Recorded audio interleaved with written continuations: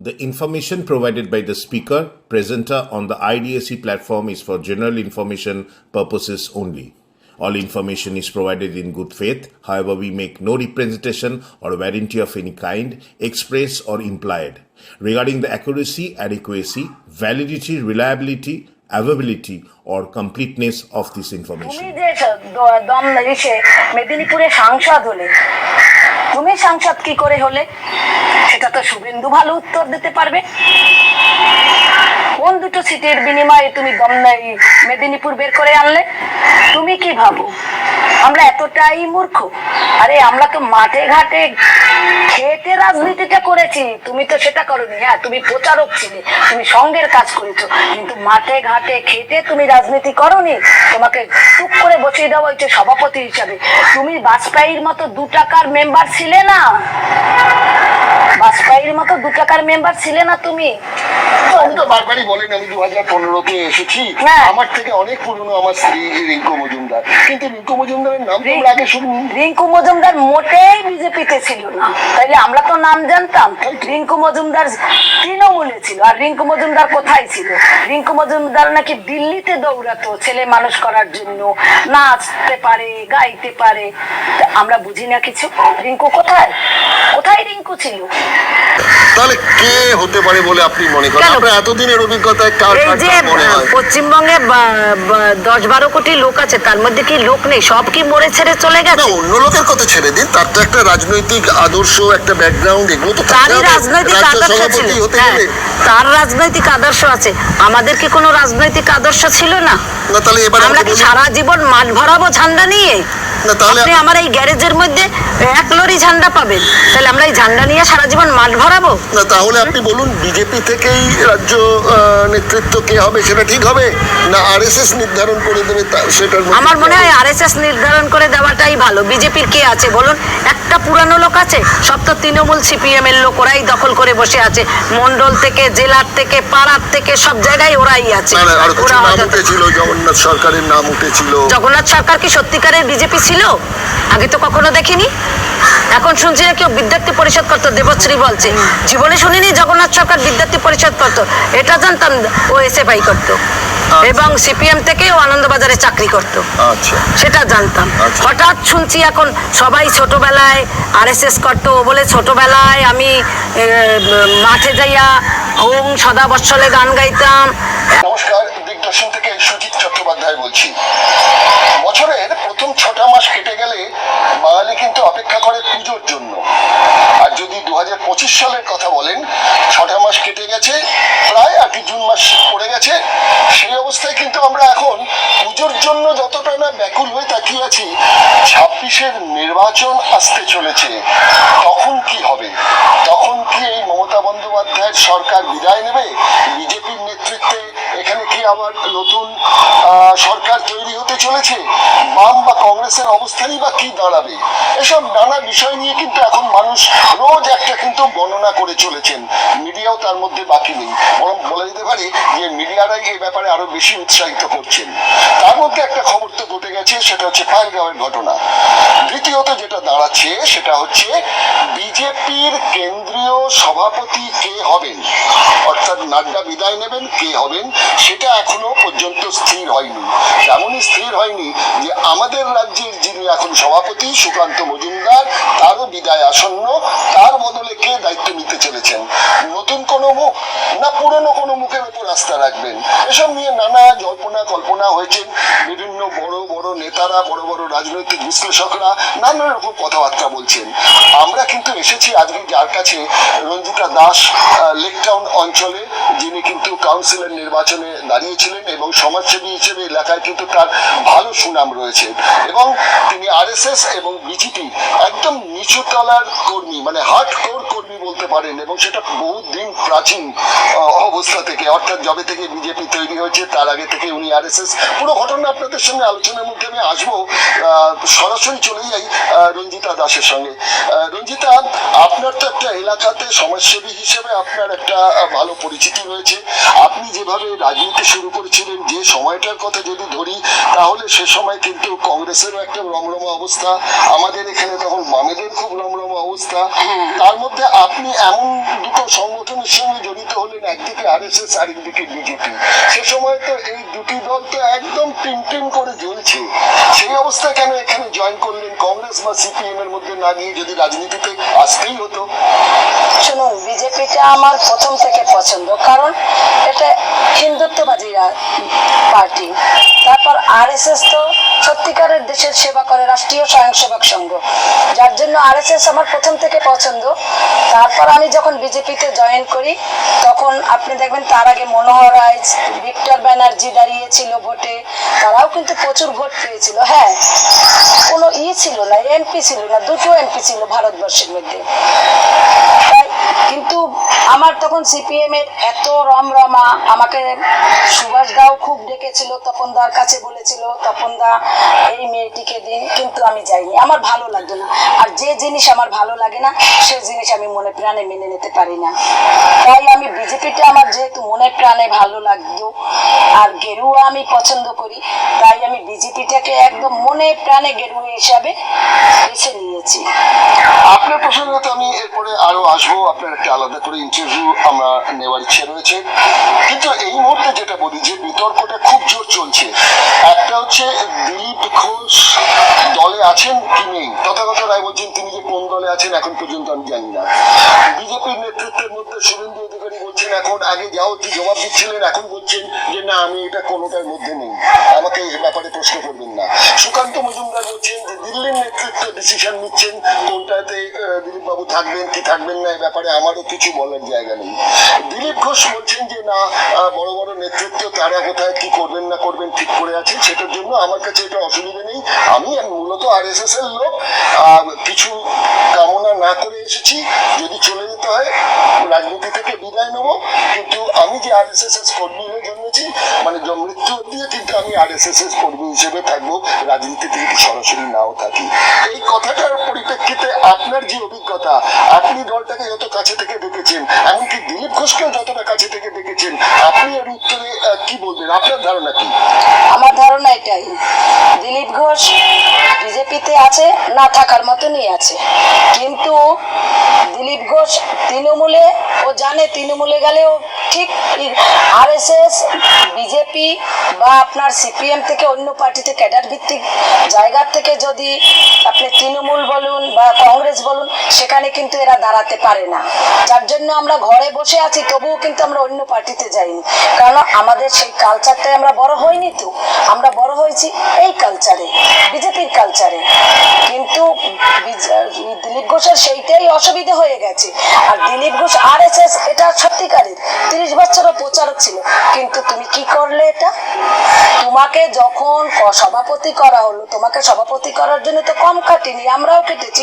সবাই বলছে, আমাদেরও একটা বুক ভরা আশা ছিল যে তুমি সভাপতি হবে, তুমি পুরানো বিজেপিদের ভালোবাসবে, তুমি যারা কট্টর গেরুয়া, হঠাৎ গেরুয়া ধরা পড়ে যে গেরুয়া হওয়াটা, আর যারা প্রথম থেকে মানে জন্মগত গেরুয়া, তার মধ্যে তো ডিফারেন্স থাকবেই, কিছু না কিছু ডিফারেন্স থাকবেই।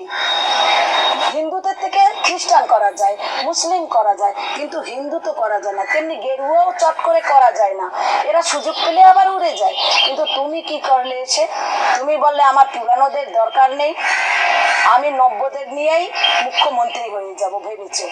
তুমি পারলে, আর যদি তোমার পিছনে পুরানোরা থাকতো, ঢাল হয়ে তোমার সামনে দাঁড়াতো, দেখা যেত দিল্লি কি করে আর নাগপুরি বা কি করে, আমরাই তখন ঢাল হয়ে দাঁড়াতাম যে ওসব হবে না।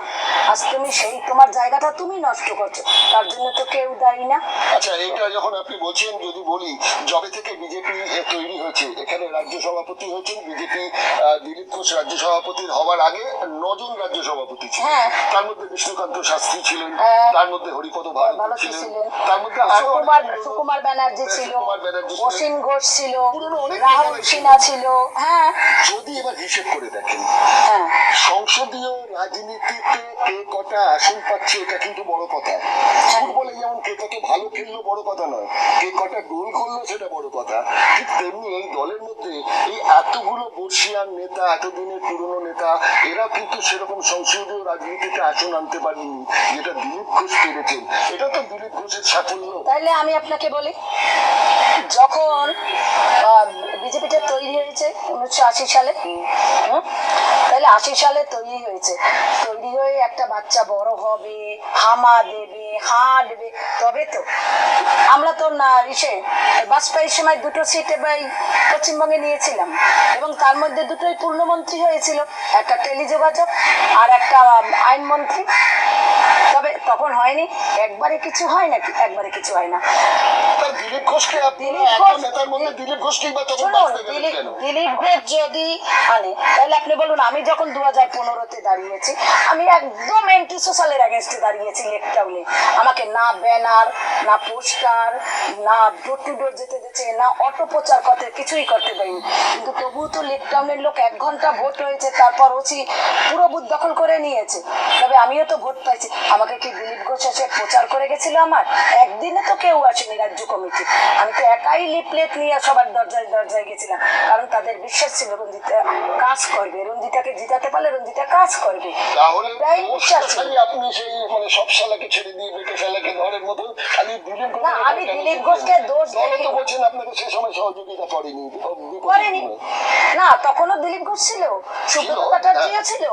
তারা কি সাহায্য করেছে? তার আগে আমি যখন দাঁড়িয়েছিলাম তখন 2004-এ 29 নম্বর ওয়ার্ডে বাঙুরে, তখন সিপিএম এর রমরমা, তখনও রাজ্য থেকে রাজ্য কমিটির অনেক নেতা আমাকে সাহায্য করেছিল। কিন্তু আমি দিলীপ ঘোষকে ধর বলিনি। দিলীপ ঘোষকে ধর জায়গাটা কেন আসছে? এই জায়গাটা ও নিজের জন্য নিজে তৈরি করছে। আজ আপনি একটা কথা বলুন, ওর লৌকিকতা দেখাতে, ও সহানুভূতি দেখাতে যেতে হয়, এটাই নাকি কালচার। কারণ ও তার জন্য জগন্নাথ মন্দিরের ওখানে গেল। তাহলে তুই যে আমার বাড়িতে এত আসলি, এত যেতি, আমরা একই ঘরের লোক, একই ঘরের মেম্বার, তুইও সঙ্গের লোক, আমার ছেলেও স্বয়ংসেবক, আমিও সঙ্গের, আমি কট্টর বিজেপি, তুইও তখন বিজেপি।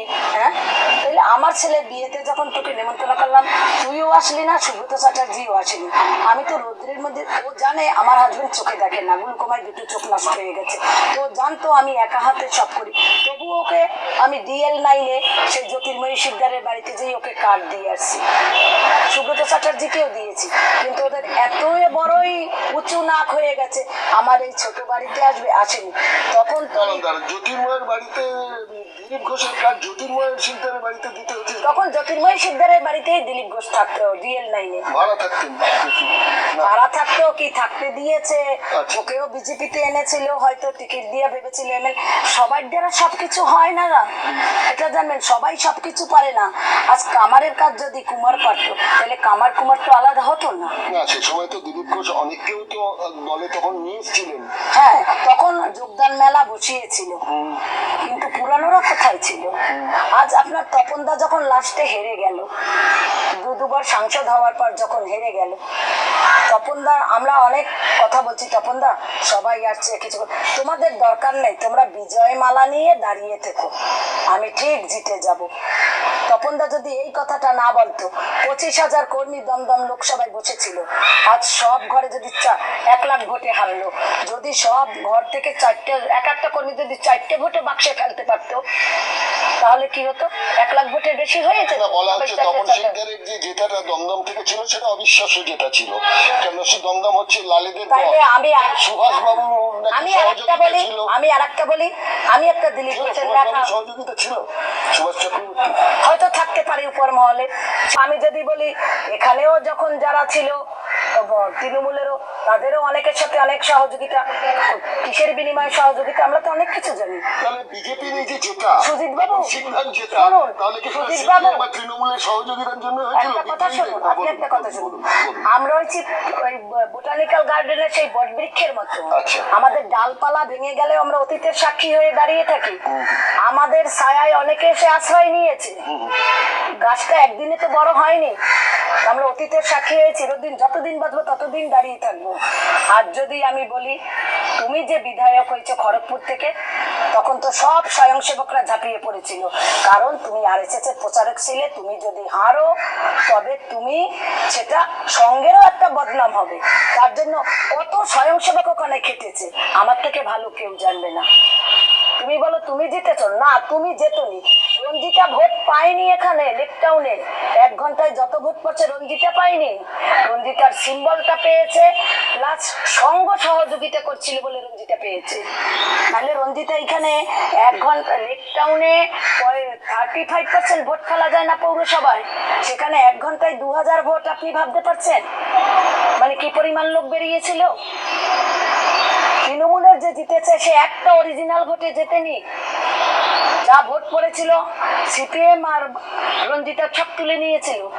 আর তুমি যে দম এসে মেদিনীপুরে সাংসদ হলে, তুমি সাংসদ কি করে হলে সেটা তো শুভেন্দু ভালো উত্তর দিতে পারবে। কোন দুটো সিটের বিনিময়ে তুমি মেদিনীপুর বের করে আনলে? তুমি কি ভাবো আমরা এতটাই মূর্খ? আরে আমরা তো মাঠে ঘাটে খেটে রাজনীতিটা করেছি, তুমি তো সেটা করোনি। হ্যাঁ, তুমি প্রচারক ছিলে, তুমি সঙ্গের কাজ করেছো, কিন্তু মাঠে ঘাটে খেটে তুমি রাজনীতি করোনি। তোমাকে টুক করে বসিয়ে দেওয়া হয়েছে সভাপতি হিসাবে। তুমি বাজপেয়ীর মতো 2 টাকার মেম্বার ছিলে না, বাজপেয়ীর মতো 2 টাকার মেম্বার ছিলে না তুমি। আমি তো বারবারই বলেন আমি 2015-তে এসেছি, হ্যাঁ। আমার থেকে অনেক পুরনো আমার স্ত্রী রিঙ্কু মজুমদার, কিন্তু রিঙ্কু মজুমদারের নাম তো আগে শুনি। রিঙ্কু মজুমদার মোটেই বিজেপিতে ছিল না, তাইলে আমরা তো নাম জানতাম। রিঙ্কু মজুমদার তৃণমূলে ছিল। আর রিঙ্কু মজুমদার কোথায় ছিল? রিঙ্কু মজুমদার নাকি দিল্লিতে দৌড়াতো ছেলে মানুষ করার জন্য, নাচতে পারে, গাইতে পারে। আমরা বুঝি না কিছু। রিঙ্কু কোথায় কোথায় রিঙ্কু ছিল? রিঙ্কু যদি নিউ টাউনেই থাকে আমরা জানতাম না? নিউ টাউনে যখন তৃণমূল বিজেপি জোটে 2006-এ সুজিত ঘোষ যখন আপনার করলো, হারলো 1744 ভোট, কাউন্টিং এজেন্ট তো আমিও ছিলাম। কিভাবে পালিয়েছি? কারণ তপনদার হইয়া তৃণমূল খাটতো, আমরা ওদের এমএলএ হইয়া খেটে যেতাম। আচ্ছা, এইটাই যুক্তি ছিল, মানে সিট ভাগাভাগি ছিল তৃণমূল বিজেপি জোটে। তখন যখন পালিয়েছি তখন তুমি কোথায় ছিলে? তখন তো সব মুসলিমরা বড় বড় শোর নিয়ে আমাদের মারার জন্য পিছনে সামনে পুলিশ ভ্যান স্কট করে আমাদের নিয়ে আছে। বাড়িতে এসে দেখি, আপনি দেখুন 2006 দেবাশিস সেন ছিল আপনার ইলেকশন কমিশনার। না 2006 আপনি দিলীপ ঘোষকে কোথায় পাবেন? না বলছি, তুমি যে বলো যে রিঙ্কু মজুমদারের কথা বলছি, সে কোথায় ছিল তখন? সরলেকে তো আমরা খেতে আসছি, কোথায় রিঙ্কু মজুমদার? ইলা মজুমদার ছিল, রিঙ্কু মজুমদার কোথায়? আপনার ওই আপনি জয়প্রকাশ মজুমদারের দিদি না বোন হয় আর কি, সে ছিল। আর তুমি কাদের বাহিনীতে অনেক নেত্রী ছিলেন, হ্যাঁ আপনি ছিলেন, হ্যাঁ। আপনারা সেভাবে কিন্তু উঠে এলেন না। পরবর্তী সময় দেখলাম অগ্নিমিত্রা পাল, লকেট চট্টোপাধ্যায়, রূপা গাঙ্গুলি। এটা কার আমদানি বলুন? এটা সব দিলীপ ঘোষ নিয়ে আসছে। অগ্নিমিত্রাকে নিজের জামা কাপড় আরে সবাই গায়ে কি সবকিছু ছুট করে? যেহেতু প্রধানমন্ত্রীর রাষ্ট্রপতির আমাদের ফ্যাশন ডিজাইনার থাকে, তারা দেশকে রিপ্রেজেন্টেটিভ করে বিদেশে, তাদের শোম্যানশিপের একটা হ্যাঁ। দরকার হয়। কিন্তু তুমি এসেই তুমি একে নিয়ে আসলে। অগ্নিমিত্রা পাল জামা কাপড় কাটতে পারে, রঞ্জিতা পারে না? রঞ্জিতা তো ছেলেদের প্যান্ট ছাড়া সব জামা কাপড় কাটতে পারে, এবং সেটা তুমিও তার প্রমাণ। তোমাকেও অনেক পাঞ্জাবি করে দিয়েছে রঞ্জিতা। তারা এসে বলে তো মহিলাদের একটু হ্যাঁ, মহিলাদের কাজকর্ম তো তারা হ্যাঁ লড়ছেন। না শুনুন, আমরা লড়িনি। আমরা কি ঘুমিয়েছিলাম? কোন জায়গায় লড়ছে? আমাদের তৈরি করা বাড়িতে তো লড়ছে। বললাম না আমরা বট গাছ, আমাদের ছায়ায় এসে বসেছে। তারা কি করে লড়ছে? তারা যদি এত লড়াই করতে পারে, অগ্নিমিত্রার বয়স তো আমার থেকে কম না। হ্যাঁ, ও চওড়া মেকআপ করে মম টম লাগিয়ে চামড়া টান টান করে রাখে, সেটা ঠিক আছে, কিন্তু বয়স কি ছোট? এই তো প্রধানমন্ত্রীর সভাতে দেখলাম এই যে এসছিলেন বিবেকানন্দ, অবশ্যই থাকবে। সেই জায়গাটা কে করে দিচ্ছে? যার জন্য এখন পুরানো কর্মীরা সবাই বসে আছে। আর পুরানো কর্মীরা যে বসে আছে, তোমরা কি ভাবছো তারপর যা হিন্দু ভোট থাকবে পুরানো কর্মীদের বাদ দিয়ে তোমরা সেই ভোটে মুখ্যমন্ত্রী করবে? সব বুঝলাম। আর বলো হিন্দু জোট। আজ আমি এদের দেখে এখন এই অগ্নিমিত্রা পাল বলুন, নকেট বলুন, নুপা বলুন, রংচটা, এই কেয়া ঘোষ বলুন, সবাই যত কিছু আছে, এই সরবরি, আবার আর একজন ওই যে পাপিয়া অধিকারী সিপিএম থেকে আসা, হ্যাঁ, যে পাপিয়া টিভিতে বসে আমার গালাগালি দিত, আর আমরা লড়াই করে মরতাম। সেও রাজ্যের নেত্রী হয়ে গেছে, তারা বিজেপি কি জানে? আপনি একা দিলীপ ঘোষকে দোষ দিচ্ছেন কেন? পরবর্তীকালে রাজ্য সভাপতি যিনি হয়েছেন তার আমলেও তো তারা আরো শুনুন, যে যে নিয়ে আসবে তার তো, তোমার সভাপতি আমলেই এরা আসছে, তারপর তো মুকুল রায় এ ধরে অগ্নিমিত্রা টিকিট পেলো। দিলীপ ঘোষকে টাকা দেয়নি। যখন চলে গেলেন তার অনুগামীদের ভেতর, আমি আর নাম করছি না, আপনিও জানেন ভালো করে, তারা কিন্তু সাইড হয়ে আছেন, সাইড হয়ে আছে। লবিতে যারা ছিলেন, শুনুন, এরা হয়েছে সবচেয়ে ধান্দাবাজ, সুযোগ দে মা লুটে পুটে খাই এই মহিলা নেত্রীগুলো সব। আচ্ছা, এরা যাবে না, এরা দেখছে এখন ওই বাবা এটা তো অল ইন্ডিয়া পার্টি, আর সব পুরানোদের তো তাড়িয়েছি, মুখের উপর কথা বলার কেউ নেই। তো এবার সুন্দরবনে আমরাই বান্দর রাজা থাকি। আচ্ছা, আর আপনি একটা সুদীপ বাবু একটা চিন্তা করুন, আজ সবাই এত দেশ সেবা করে, তাইলে দেশের এই অবস্থা কেন? সবাই তো দেশ সেবা করে, দেশ সেবা করতে সবাই এখন রাত্রিবেলাও গেরুয়া পরে ঘুমায়, ধরা পড়ে, গেরুয়া ধরা পড়ে।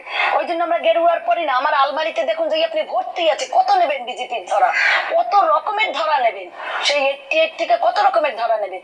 তাই আমি বলছি যে এই যে এক রাজা বলছিল যে আমি না দেশে যত কুড়ে লোক আছে সবাইকে খাওয়াবো, বসিয়ে বসিয়ে খাওয়াবো। বড় একটা হলঘর করছে, সব এসে ওই হলঘরের মধ্যে শুয়ে পড়ছে। রাজার মাথায় তো অন্য বুদ্ধি, রাজা কি করছে, ঘরে আগুন দিয়ে দিচ্ছে। যেই আগুন দিচ্ছে সবাই দৌড়ে গেল, কিন্তু দুটো লোক ওর ভিতরে আছে, একটা বলছে পিপো, একটা বলছে ফিসো। হ্যাঁ, মানে পিঠ পুড়ে সেটাও বলতে পারছে না, এত কুড়ে। একটা বলছে অগ্নি জলে কোথা, আর একটা বলছে আখি মেলে কে বা। এই যে দেশ সেবা করা, ভাতাটা বন্ধ করে দে, সব ফ্রি, যাতায়াত ফ্রি, এসি ঘরে থাকা, টেলিফোন ফ্রি, কাজের লোক ফ্রি, এভরিথিং, যাতায়াত ফ্রি, এগুলো। হ্যাঁ, দেখবেন দেশ সেবা করতে লোক নেই। আপনি কি এখন নেতাজি শ্যামাপ্রসাদের মতো ভাবছেন যে এরা দেশ সেবা করবে? তাহলে আপনি বলছেন যে এই যে নতুন এই নেত্রীরা এসছেন, সে ফ্যাশন ডিজাইনারই হোক বা ফিল্মের অভিনেত্রী হোক, তারা যখনই তাদের যে সুযোগ সুবিধাগুলো এখন পাচ্ছেন সাংসদ হিসেবে, বিধায়ক হিসেবে, এইগুলো সমস্ত বন্ধ হয়ে গেলে পরেই তারা দল থেকে পালিয়ে যাবে। কেউ আসবেই না তখন, বিজেপিতে জয়েন করতে বলুন আর তৃণমূলেই বলুন, কোনো পার্টিতেই জয়েন করতে আসবে না, কারণ ভাতা না থাকলে কেউ আসবে না, তারা দেশ সেবা লাগবে না, বলে ভিক্ষা চাই না, কুত্তা ধরো। তাহলে আপনারা কি ভাতা পান? আমরা কোনো ভাতা আমরা নেই তো, আমরা ওই রকমই আছি। আর আমরা যখন বিজেপিটা করেছি, আমরা বটগাছের মতো কেন বলছি যে আমরা যখন বিজেপিটা করেছি, আমরা যে ভাতা আশা করেন না, আমি ভাতা আশা করি কেন করব? আপনি যে জায়গাটায় দাঁড়িয়ে আছেন, ভালো আদর্শের দল হয় বিজেপি, তাতে ভাতা না দিলে নেতা নেত্রী পাওয়া যাবে না বলছেন? সব পার্টিরই তো এমপি এমএলএ রা ভাতা পায়, বিজেপি না, সব পার্টিরই এমপি এমএলএ ভাতা পায়। আর ওদের নিজেদের ভাতা নিজেরা বেশ বাড়িয়ে নেয়, অথচ সরকারি কর্মচারীরা দিয়ে পায় না। না, সিপিএম এর কথা যদি বলেন, সিপিএম এর তো ভাতা পায়, সিপিএম এর যে ভাতা পায় সেটা পার্টি নিয়ে নেয়, তার থেকে একটা অংশ তারা দেয়, এখানে ডাইরেক্ট রাজ্য নিতে পারে না, হ্যাঁ। ডাইরেক্ট নিতে পারে না তারা ভাতা কিন্তু দল নেয়, দল থেকে বলে দেয় তোমার ফ্যামিলি। আমি ওইভাবে ভাতা দেবো, আমি যে এমপি এমএলএ একবার যদি হতে পারি, যে আমরা যে পেনশন পাবো। রাজনৈতিক দলের আদর্শ নিয়ে আজকাল আর কেউ নেতৃত্বেও আসছে না, দেশ সেবা করতে। একবার বলুন না, আপনারা সবাই মিলে মিডিয়ারা আওয়াজ তুলুন না, যে এই যে আমাদের ট্যাক্সের পয়সায় এতগুলা লোক ভাতায় চলে, এত এমএলএ এমপি জেলা কমিটি রাজ্য কমিটি যে এত ভাতায় চলে, এগুলা বন্ধ করে দিন। আমাদের ট্যাক্সের টাকায় আপনারা কেন ভাতা নেবেন? আপনারা তো দেশ সেবা করতে আইছেন, তাহলে দেশ সেবা করুন। আমরা যখন বুথে বসতাম, আমরা নিজেরা চাঁদা দিয়ে তারপরে খাবার নিয়ে তারপর বুথে বসতাম। এখন তো বুথে বসলেই 5,000 10,000 টাকা করে যারা এজেন্ট হয় তাদের দেওয়া হয়, তারপর আবার তারা বিরোধীদের সাথে আতাত করেও টাকা নেয়। পুরোপুরি পায় না, তার একটা ভাগ হ্যাঁ কমিশন আছে, সত্যি তো অবশ্যই, যা কিছু রটে কিছু না কিছু তো বটেই। তাহলে আমি যদি এবার চলে আসি বিজেপির মূল জায়গা, সেটা হচ্ছে আরএসএস। আরএসএস একটি দক্ষিণপন্থী হিন্দু ধর্মীয় ভাবনার একটি সংগঠন। তাকে একটা সময় প্যাটেল বলেছিলেন, যে সাভারকরকে বলেছিলেন, গোলগাঁওকরকে বলেছিলেন যে তোমরা এবার দলের সঙ্গে চলে এসো। তারা তখন রাজি হননি, কিন্তু তারা বলেছেন আমরা রাজনৈতিক দলের সঙ্গে মিলবো না, আমরা আলাদাভাবে সংগঠন করে হিন্দু সচেতনতাকে বৃদ্ধি করতে চাই। সেটাই চলে আসছে। তাহলে সেই আরএসএস এর নেতৃত্বকে কিন্তু নাড্ডা আপনি জানেন ভালো করে বলেছেন এখন আমাদের আরএসএস কে দরকার নেই, এখন আমরা নিজেরাই বড় দল হয়ে গেছি। সেটা নাড্ডা মস্ত বড় ভুল করছিল। কোথায়? তাকে তো মোদি বা অমিত শাহ কেউ কিছু বারণ করে নিয়ে তুমি কেন উল্টো পাল্টা বকছো, বলেন তো। কিন্তু তার প্রমাণ তো পেয়েছে ইউপিতে আপনার 32টা এমপি যেতে নেই, তাইলে তো হয়ে যেত। আবার বিধানসভায় যখন আরএসএস নিজে নামলো তখন আবার বিধানসভায় ভালো রেজাল্ট হ্যাঁ। হলো। তাই 14 বছর আপনাদের যিনি প্রধানমন্ত্রী এখন নেতা হয় মোদি কি জানেন। জানেন তো, না, উপর আমার থেকে কথা থুতু বলুন, পেলে তো আমার কথা শুনুন। নিজের বুকে মোদিজি 14 বছর হ্যাঁ প্রধানমন্ত্রী হ্যাঁ। একবারের জন্য নাগপুরে যাননি, এবার এইবার গেছে। গেছেন। এবার ওই যে ঠেলার নাম বাবাজি, সিট কমে গেছে। ঠেলার নাম বাবাজি। হ্যাঁ, আরএসএস কি চাইবে যে তাদের কোনো রাজ্য সভাপতি তৈরি হোক, তাদের নেতৃত্বে যে সরকার আগামী দিনে গঠিত হলে তার থেকেই মুখ্যমন্ত্রী করা হোক? শুনুন, এখন আমাদের সঙ্গের একটা অবস্থা হয়েছে কি, যার গোষ্ঠী কুমিরে নেয় সে ঢেকি দেখলেও ভয় পায়, বুঝলেন তো। বুঝলাম না। যার গোষ্ঠী মানে যার বংশ কুমিরে নেয়, কুমিরে যাদের খেয়ে নেয় তারা ঢেকি দেখলেও ভয় পায়, ভাবে ঢেকিটাও বোধহয় কুমির, ওই যে ধান বানা ঢেকি। আরএসএস কাকে ভয় পাচ্ছে রাজ্যে? ভয় পাচ্ছে এই যে ধরুন অমল চ্যাটার্জি, অমল চ্যাটার্জি তবুও লুকিয়ে টুকিয়ে বিয়ে করেছে, সেটা আপনারা অনেকেই জানেন না। কিন্তু এই যে বুড়া বয়সে টোপর পরে লাল বেনারসি পরে কত করে বিয়ে করছে। অত তো সেলিব্রিটি নন, দিলীপ ঘোষ যতটা সেলিব্রিটি, যার জন্য তার দিকেই মানুষ নজর বেশি। অমল চ্যাটার্জিও কম ছিল না, উনি তো অমিতাভ চক্রবর্তী যে এখন আছে সেই জায়গাটাই, তাই সেই তো সংগঠনটা দেখতো। তবে বলুন সে কম কিসের? তো বিয়ে করলে কি দোষ হয়েছে? একটা মানুষ বিয়ে কম বেশি বয়সে একটু বিয়ে করতেই পারেন তো। শুনুন, বিয়ে তো কাউকে করতে না করেনি আরএসএস। দেখবেন আপনি আরএসএস এর মধ্যে যারা প্রচারক হয়, একটা ছেলে থাকলে চট করে নেয় না, কারণ বাবা মাকে দেখতে হয়। তার জন্য যাদের বেশি সন্তান থাকে তাদের মধ্যে ঘর থেকেই প্রচারক হয়। বিয়ে করারও একটা সময়, যে বুড়ো বয়সে বিয়ে করেছে ঠিক আছে, কিন্তু 16 বছর 18 বছর ছেলের মতো তো নয়। হ্যাঁ, 18 বছরের ছেলের মতো নয়। আর তুমি একটা একটা দুস্থ বিধবাকে বিয়ে করতে, তুমি একটা যার বাবা বিয়ে দিতে পারেনি, বেশি বয়স্ক আছে, দুস্থ মেয়েকে বিয়ে করতে, কেউ তো না করেনি তোমার। তুমি কি করেছো? তুমি এমন কাজ করেছো, তার জন্য একটা 28 বছরের বিয়ে করেছে, 28 বছর ঠিক আছে, সেই ছেলে একটা রয়েছে মানলাম না, ছেলেটাও তো হারাতে হলো। ছেলেটা কি সত্যিকারের মেয়ে? মুখে বলেছে, মাকে কাদায়নি, মুখে বলেছে, কিন্তু তার ভিতরটা তো ক্ষয়ে গেছে না। কেন ক্ষয়ে? কেন মার একজন জীবন সঙ্গী হতে পারে না? হতে পারে। যখন আমার হওয়ার কথা, ধরুন আমার ছেলে, মানে এটা আমি আপনার সঙ্গে একমত হতে পারছি না।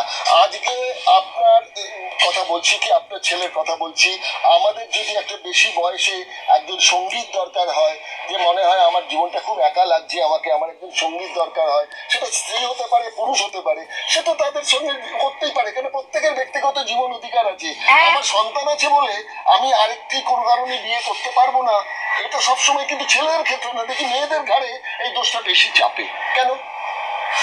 শুনুন, আপনি যখন প্রথম বড় হয়েছেন, হাত ধরে হাঁটতে শিখেছেন, হ্যাঁ, মা। সেটা কিন্তু মা। মা। প্রথম ভাষাটা যে শিখেছেন সেটা মা। কিন্তু এখন আপনি ছেলের কিন্তু বয়স যদি না, 18-20 হয়ে আপনি যায়। কিন্তু মায়ের উপর নির্ভরশীল। মায়ের উপর কিন্তু সন্তান সারা জীবন নির্ভরশীল থাকে। সেই মা যদি ছেলেটাকে বিয়ে দিয়ে সেটেল করে তারপর করতো, হয়তো তার বান্ধবীর কাছে তাকে কথা শুনতে হয়েছে। না, উনি তো ড্রাগও নাকি ব্যবহার করতেন, তো ধরা প্রমাণ পাওয়া গেছে যে উনি ড্রাগ ওই অ্যাডিক্টেড ছিলেন। পোস্টমর্টম রিপোর্ট তো বেরোয়নি, শুনছি সে তার না। আবার এও তো শুনছি যে তার শুধু নার্ভেরই রোগ ছিল। আর মাকে সবসময় সে প্রথমও কাছে পায়নি, এখন যখন মা একটা জায়গায় চলে গেছে, সেখানে যখন কাছে পেয়েছে, সেখান থেকেও মা হাতছাড়া। তার ভিতরে তো একটা উথল পাথল হয়েছে, তাকে তো শুনতে হয়েছে, কাজের ক্ষেত্রেও শুনতে হয় কথা। শুনুন, বাজারে এরকম একটা কথা ভেসে আসছে যে যতই দিলীপ ঘোষকে এখনকার বিজেপি নেতৃত্ব প্রাপ্ত করে রাখুক না কেন, আরএসএস এর নির্দেশে কিন্তু এই দিলীপ ঘোষকেই নাকি আবার সভাপতি করে নিয়ে আসা হচ্ছে, কারণ বিকল্প মুখ আরএসএস আর কারোর ওপর ভরসা করতে পারছে না। এবং কেন্দ্রীয় নেতৃত্ব এখন এই যতক্ষণ না এই সিঁদুরের ব্যাপারটা চলবে ততক্ষণ এইগুলো অ্যানাউন্সমেন্টে আনতে পারছেন না। আপনি কি মনে হয় দিলীপ ঘোষকে কি আবার রাজ্য সভাপতির পদে আনা হচ্ছে? আর যদি আনা হয়ে থাকে তাহলে কি ভালো না খারাপ, কি হতে যাচ্ছে? শুনুন, আরএসএস যদি ভেবে থাকে আবার একে নিয়ে আসবে রাজ্য সভাপতি করে, তবে হয়তো পশ্চিমবঙ্গে বা ভারতবর্ষে আর লোক নেই, সব যুদ্ধে মারা গেছে, তাদের প্রেতাত্মা ঘুরে বেড়াচ্ছে। কারণ এর থেকে বুদ্ধিমান, এর থেকে শিক্ষিত, এর থেকে চরিত্রবান আর কেউ নেই। তাই হয়তো আরএসএস ভেবে ভাববে, জানবেন আমার মনে হয় না আরএসএস এই ভুলটা আর করে। আপনি কলকাতার আরএসএস এর কৃষক ভবনের সঙ্গে তো আপনার খুব ভালো যোগাযোগ রয়েছে। হ্যাঁ, আমার মনে হয় না আরএসএস, পাচ্ছেন না? না আমার মনে হয় না আরএসএস আর একে ফিরিয়ে আনবে। আচ্ছা, আর কখনোই একে ফিরাবে মনে হয় না, কারণ এর জন্য অনেক সঙ্গের মুখ পড়েছে। আচ্ছা, সঙ্গ একটা সুন্দর সংগঠন, সেটাকে তো সঙ্গ তো বলেনি। তুমি এর আরো 10 বছর আগে বেরিয়ে যেয়ে তুমি বিয়ে করতে, তুমি এমন সময় করলে কেন? তারপর কখন করছো তুমি? মুর্শিদাবাদ যখন জ্বলছে হিন্দুরা, তুমি হিন্দু হিন্দু করছো? তুমি হিন্দু সংগঠন, তুমি হিন্দু সংগঠন করতে, আমরা কি মুসলিম সংগঠন করেছি? হ্যাঁ, স্কুলের ছেলে ফেলে রেখে যখন লড়াই করতাম, কোথায় নৈয়াটিতে বঙ্কিম রায়ের বাড়িতে যেতাম, বঙ্কিমচন্দ্র বাড়িতে যেতাম আদবানির সাথে, কোথায় গেদে বর্ডারে তপনদার সাথে যে হিন্দুদের নিয়ে আসতাম, যখন আপনার এই গুজরাট দাঙ্গা হলো, তারপরে হিন্দুদের বাংলাদেশে মারা হলো, তো হিন্দুরা এখানে ঢুকলো, তাদের গেদে বর্ডারে সিপিএম আটকে দিয়ে জেলে ঢুকিয়ে দিয়েছে, জেল থেকে বের করে আনছি তপন শিকদারের সাথে, আমরা সবাই মিলে চলে গেলাম, ছোট ছোট বাচ্চারা। তাহলে আমরা কি মুসলিম সংগঠনের জন্য খেটেছিলাম? তুমি একাই গেরুয়া। তাহলে আপনি বলছেন যে দিলীপ ঘোষের কোনো সম্ভাবনা নেই? এটা আমার মনে হয় না, আর যদি করে তবে জনগণও সেটা ভালোভাবে নেবে না। অন্তকে ভোট বাক্সে বোতাম টেপার আগে দুবার ভাববে। আচ্ছা, তাহলে কে হতে পারে বলে আপনি মনে করেন? আপনার এতদিনের অভিজ্ঞতায় কার এই যে মনে হয়? পশ্চিমবঙ্গে 10-12 কোটি লোক আছে, তার মধ্যে কি লোক নেই? সব কি মরে ছেড়ে চলে না, গেছে? অন্য লোকের কথা ছেড়ে দিন, তার তো একটা রাজনৈতিক আদর্শ, একটা ব্যাকগ্রাউন্ড, এগুলো তো তারই রাজনৈতিক আদর্শ ছিল। হ্যাঁ, তার রাজনৈতিক আদর্শ আছে। আমাদের কি কোনো রাজনৈতিক আদর্শ ছিল না? না, তাহলে এবার আমরা কি সারা জীবন মাঠ ভরাবো ঝান্ডা নিয়ে? না, তাহলে আপনি আমার এই গ্যারেজের মধ্যে 1 লরি ঝান্ডা পাবেন, তাহলে আমরা এই ঝান্ডা নিয়ে সারা জীবন মাঠ ভরাবো? না, তাহলে আপনি বলুন, বিজেপি থেকেই রাজ্য নেতৃত্ব কে হবে সেটা ঠিক হবে, না আরএসএস নির্ধারণ করে দেবে সেটার মধ্যে? আমার মনে হয় আরএসএস নির্ধারণ করে দেওয়াটাই ভালো। বিজেপির কে আছে বলুন? একটা পুরানো লোক আছে? সব তো তৃণমূল সিপিএম এর লোক, ওরাই দখল করে বসে আছে। মন্ডল থেকে, জেলার থেকে, পাড়ার থেকে, সব জায়গায় ওরাই আছে। না, আর কিছু নাম উঠেছিল, জগন্নাথ সরকারের নাম উঠেছিল। জগন্নাথ সরকার কি সত্যিকারের বিজেপি ছিল? আগে তো কখনো দেখিনি। এখন শুনছি না কেউ বিদ্যার্থী পরিষদ করতো, দেবশ্রী বলছে। জীবনে শুনিনি জগন্নাথ সরকার বিদ্যার্থী পরিষদ করতো। এটা জানতাম ও এসএফআই করতো, এবং সিপিএম থেকে ও আনন্দবাজারে চাকরি করতো, আচ্ছা, সেটা জানতাম। আচ্ছা। হঠাৎ শুনছি এখন সবাই ছোটবেলায় আরএসএস করতো, ও বলে ছোটবেলায় আমি মাঠে যাইয়া ওম সদা বৎসলে গান গাইতাম। এখন একটা যখন আসে, আমি দেখেছি সিপিএম এর সময় যখন সবাই তখন সিপিএম, চোর ধরা পড়লেও সিপিএম, আবার যে সারাতে যেত সেও সিপিএম, আবার তৃণমূলের সময়ও সেই দেখেছি। যেই বিজেপির একটু ভালো হাওয়া আসে 21-এর পর থেকে, সব বিজেপি। ওরে বাবা, সব দেখবেন গেরুয়া, অন্তর্বাস থেকে শুরু করে সব গেরুয়া। ছেলেদের তো মোজা দাইয়া সব গেরুয়া, সবাই সব গেরুয়া পরে। গেরুয়ার উপর এখন আর ভালো লাগে না, জানেন? ওই জন্য আমার কয়েকটা গেরুয়া শাড়ি ছিল, আমি সেই শাড়িগুলো লোককে দিয়ে দিচ্ছি। আগে আমি এখনো তো বিজেপির সমর্থক, বিজেপি আছে, আপনি কিন্তু আরএসএস এই গেরুয়া প্রত্যেক করছেন। গেরুয়া পরিত্যাগ করিনি। এদের দেখে কি করবো? এদের দেখে ভালো লাগে না আর পড়তে। এখন দেখবেন, আগে অ্যান্ড্রয়েড ফোনটা কারা ব্যবহার করতো? একটা আভিজাত্য ফ্যামিলি, যাদের পয়সা টয়সা, এখন দেখবেন সব সব পার্কে বসে আছে, তারাও অ্যান্ড্রয়েড ফোন ব্যবহার করছে। ভালো তো, সাধারণ মানুষের হাতে যদি চলে আসে এটা ভালো। আপনারা তো সাধারণ মানুষের হাতে ক্ষমতা চান আপনারা। হ্যাঁ, সাধারণ মানুষ বলতে তো এই ধান্দাবাজ লোক নয়। আমি এ ঘরে একবার যাব, ও ঘরে সুযোগ দেখলে এখানে যা লাভ মেরে ওই ঘরে যাব, এটা তো নয়।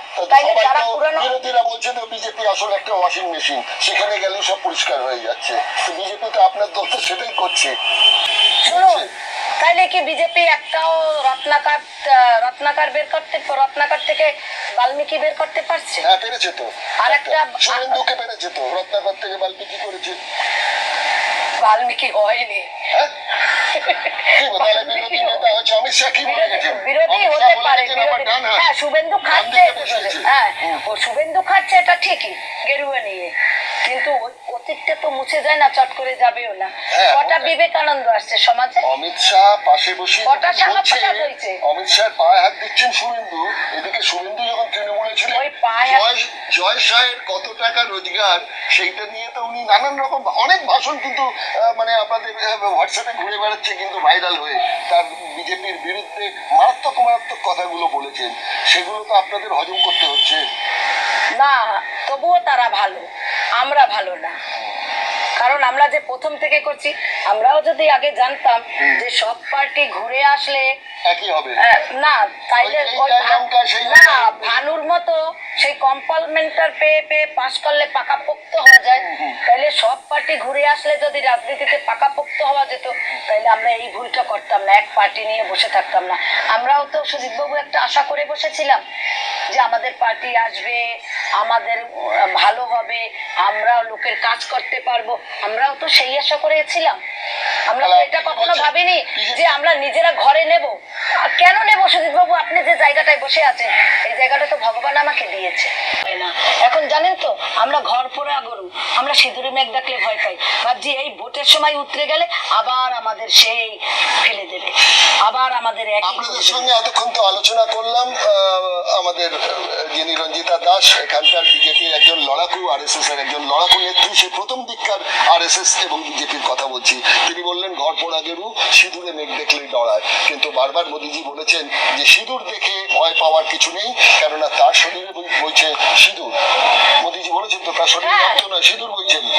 না, সিঁদুর বইছে বলেনি, বলছে রক্ত যেরকম গরম, সিঁদুরটাও সেরকম গরম বইছে। যাই হোক, কিন্তু সেই সিঁদুর দেখে কিন্তু সিঁদুরে মেঘ দেখে ডরাচ্ছেন রঞ্জিতা দাস। কারণ আমরা ভুক্তভোগী, তো ভুক্তভোগী, তাই জন্য বলছেন সব তৃণমূল থেকে এসে, সব সিপিএম থেকে এসে, সব তারা একদম এত গেরুয়া হয়ে গেছে, এত গেরুয়া হয়ে গেছে যে আমাদের গেরুয়া বলার জায়গাই নেই। আমরা তৃণমূল স্তরের এমন এক নেত্রীর সঙ্গে আলোচনা করে বুঝার চেষ্টা করলাম যে আগামী 26-এর নির্বাচনের প্রেক্ষিতে এখানে রাজ্য সভাপতি কাকে করা হতে পারে, কি করা হতে পারে, কোনটা করলে ভালো হয়। বিজেপি আরএসএস যা সিদ্ধান্ত নিচ্ছে সেটা কি পুরনো কর্মীদের জন্য মঙ্গলজনক হচ্ছে, না এখনকার যারা ওই তৃণমূলের নেতারা যেটা বলে থাকেন সেটা হচ্ছে তৎকাল বিজেপি, সেই তৎকাল বিজেপি যারা এসছেন তারা কতটুকু বিজেপির ভালো করছেন বা বিজেপির খারাপ করছেন, নিচে তলার কর্মীরা কি ভাবছেন, যেটা বড় বড় মিডিয়াতে দেখানো হয় না, সেটাই আমরা যে তুলে ধরলাম। নিচু তলের কর্মী, নিচু তলের নেত্রীরা কি ভাবছেন এই প্রসঙ্গটা নিয়ে। অনুষ্ঠানটি যদি আপনাদের ভালো লাগে তাহলে মন্তব্য করবেন, আর যদি খারাপ লাগে কঠোর সমালোচনা করবেন, এবং যদি ভালো লাগে অন্যকে শেয়ার করবেন, এবং অবশ্যই সাবস্ক্রাইব করবেন। নমস্কার, এখানেই শেষ করছি।